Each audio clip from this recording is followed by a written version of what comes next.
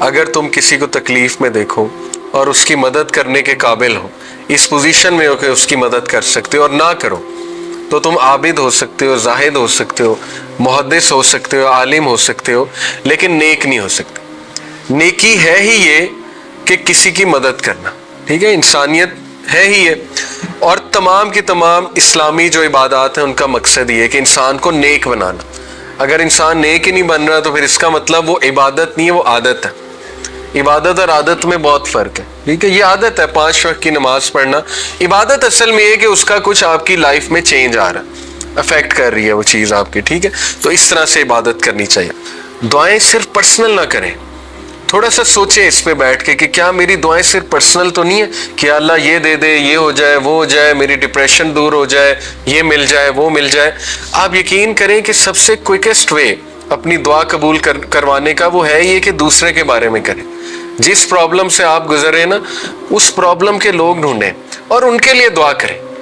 اس کی وجہ نبی اکرم صلی اللہ علیہ وسلم نے فرمایا کہ جب تم اپنے بھائی کی غیر موجودگی میں اس کے لیے دعا کرتے ہو تو فرشتے آمین کہتے ہیں اور تمہارے حق میں بھی دعا کرتے ہیں۔ تو دیکھیں نا، آپ جب کسی کے بارے میں دعا کریں گے، فرشتے آپ کے بارے میں دعاؤں کرنے میں لگ جائیں گے۔ تو یہ بڑا سمارٹ طریقہ ہے۔ تو دوسروں کو دعاؤں میں ضرور یاد رکھا کریں۔ جو بھی جہاں جہاں مظالم ہو رہے ہیں مسلمانوں پہ، اس پہ ذرا نظر بھی رکھا کریں اور ان کے لیے دعا کیا کریں۔ یقین کریں آپ کی تھنکنگ ہی چینج ہو جائے گی، آپ کی تھنکنگ گلوبل بن جائے گی اور آپ دیکھیں گے اپنے اندر بہت سی چینجز، ٹھیک ہے۔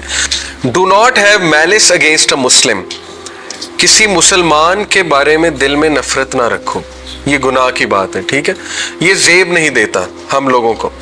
Do not be envious of other Muslim, دوسرے مسلمانوں سے جیلس نہ ہو، حسد نہ کرو، اچھی بات کرو، ٹھیک ہے نا۔ یعنی ہماری سوچ ہی ایسی ہے کہ وہ اس پہ وہ لطیفہ بھی بنا ہوا نا کہ وہ کسی کو بتائیں جی گھر بڑا پیارا ہے، اگلے کہتے ہیں بم آگے کچھ نہیں، یعنی یہ ایک بہت جگت بنی ہوئی ہے۔ تو وہ بجائے کہ دعا دینے کے بجائے کہ کوئی انکریجنگ ورڈز کہنے کے لیے وہ کچھ ایسی بات کر دیتے ہیں کہ اگلا بالکل ہی ڈاؤن ہو جائے۔ وہ اچھا خاصا خوش آیا ہوتا ہے، تو جیسے معاذ بن جبل کو کہا تھا نا، لوگوں کو بشارتیں دو، خوبصورت بات کرو، پازیٹیو بات کرو۔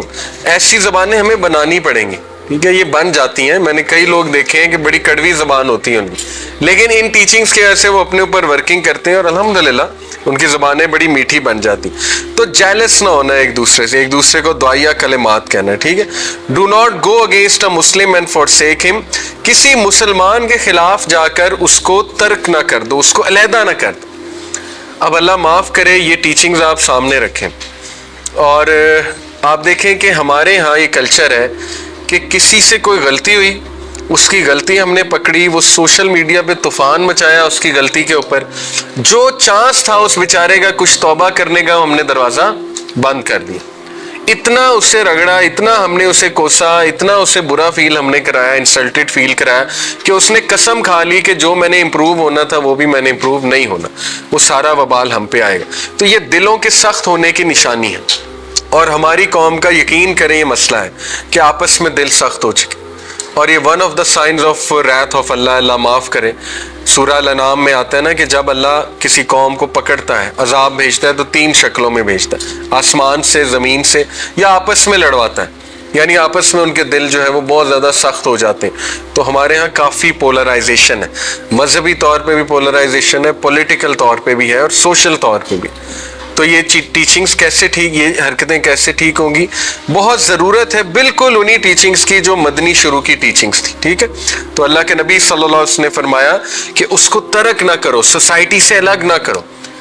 آپ تک کوئی خبر پہنچے آپ کے کسی دوست کی کہ اس نے کوئی بہت بڑا گناہ کر لیا، یا اس نے بہت ہی کوئی بری حرکت کر لیا جو بہت ہی نازیبا حرکت ہے، ٹھیک ہے، تو مقصود یہ نہیں ہے کہ اب اس کو علیحدہ کر دیا جائے، اس کو کمرے میں بھیج دیا کہ جاؤ تو ہم نے تمہارے ساتھ بیٹھنا ہی نہیں، بلکہ پہلی کوشش یہ ہونی چاہیے کہ اس کو امپروو کیا جائے، اس کو محبت دی جائے، شفقت دی جائے، اور اس سے کہا جائے کہ I am there for you, اگر تمہیں کوئی مسئلہ ہے تو میں حاضر ہوں، میں تمہاری اس میں مدد کرتا ہوں۔ تو یہ نیکی ہے اصل میں۔ اور بلکہ کسی کو پانی پلانا تو اتنا ثواب کا کام ہے کہ قیامت والے دن اللہ ایک انسان سے کہے گا کہ اے میرے بندے، میں پیاسا تھا، میں بھوکا تھا، میں بیمار تھا، تو نے مجھے پانی نہیں پلایا، تو نے کھانا نہیں کھلایا، تو میری تیمارداری کے لیے نہیں آیا۔ تو وہ بندہ اتنا حیران ہوگا کہ رب العالمین آپ کیسے پیاسے ہو سکتے، آپ کیسے بھوکے ہو سکتے ہیں؟ تو اللہ کہیں گے کہ میرا ایک بندہ پیاسا تھا، بھوکا تھا، بیمار تھا، تو تم اس کے پاس نہیں گئے. تو یہ اصل میں بات ہے، اتنی اس کی فوقیت ہے. پھر وہ تو حدیث سنی ہے آپ نے، ایک پروسٹیٹیوٹ کتے کو پانی پلایا، اس کو معاف کر دیا. اس سے ایک بڑا اہم پوائنٹ ثابت ہوتا ہے. دیکھیں، میں اور آپ جو ماشاءاللہ یہ کہ ایسے کاموں میں نہیں انوالوڈ، اس طرح کے غلط کاموں میں، پروسٹیٹیوشن از اے بگ سن. میں اور آپ شاید کتے کو پانی پلائیں، ہماری بخشش شاید صرف اس پہ نہ ہو، ٹھیک ہے، کیونکہ ہمارے لیے کام کرنا آسان ہے. اس سے ایک بات ثابت ہوتی ہے کہ جو جس فیلڈ میں ہے اور جتنے گناہوں میں پھنسا ہوا ہے، جب وہ نیکی کرے گا تو اس کا ثواب علیحدہ ہے، بجائے کہ اس کے جو ہر وقت ہی نیکیاں کرنے کی کوشش کر رہا ہے. یہ بڑا انکریجنگ پوائنٹ ہے اگر آپ اس پہ سوچیں. جو عادت آپ کے لیے چھوڑنا مشکل ہے، ٹھیک ہے، اسی کو چھوڑنے سے کیا پتا آپ کی بخشش ہو جائے، کیونکہ آپ کے لیے وہ مشکل ہے. آج کے دور میں دیکھیں کتنی غلط عادتیں، ایڈکشنز ہیں، تنہائی کی کچھ عادتیں ہیں، رائٹ. وہ مشکل ہے نوجوانوں کے لیے جس دور میں ہم رہ رہے ہیں. کئی نوجوان ہم سے سوال پوچھتے ہیں. امیجن کہ آپ وہ ریزسٹ کر جائیں، تو مجھے امید ہے انشاءاللہ کہ وہ حرکت آپ کی، وہ ایکٹ جو ہے آپ کا، انشاءاللہ آپ کے لیے ہو سکتا ہے بالکل جیسے اس پروسٹیٹیوٹ کو اللہ نے صرف اس بات پہ معاف کر دیا، ہو سکتا ہے یہ بھی ہمارے لیے ایک وہ بن جائے.